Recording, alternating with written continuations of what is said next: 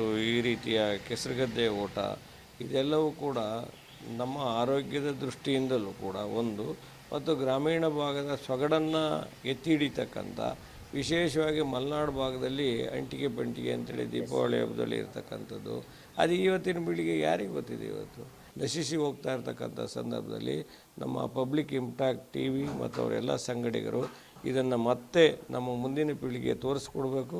ಇಂಥ ಗ್ರಾಮೀಣ ಕ್ರೀಡೆಗಳು ನಿರಂತರವಾಗಿ ಎಲ್ಲ ಕಡೆ ನಡೆಯುವ ಮುಖಾಂತರ ಸ್ವಾಸ್ಥ್ಯ ಸಮಾಜವನ್ನು ನಿರ್ಮಾಣ ಮಾಡಬೇಕು ಅಂತ ಹೊರಟಿರ್ತಕ್ಕಂಥ ವಿಚಾರ ಇದೆಯಲ್ಲ, ಅವರಿಗೆ ನಿಜವಾಗಿಯೂ ಕೂಡ ಪಬ್ಲಿಕ್ ಇಂಪ್ಯಾಕ್ಟ್ ಎಲ್ಲ ಸಂಯೋಜಕರಿಗೆ ಈ ವಿಚಾರದಲ್ಲಿ ಶುಭ ಕೋರ್ತೇನೆ.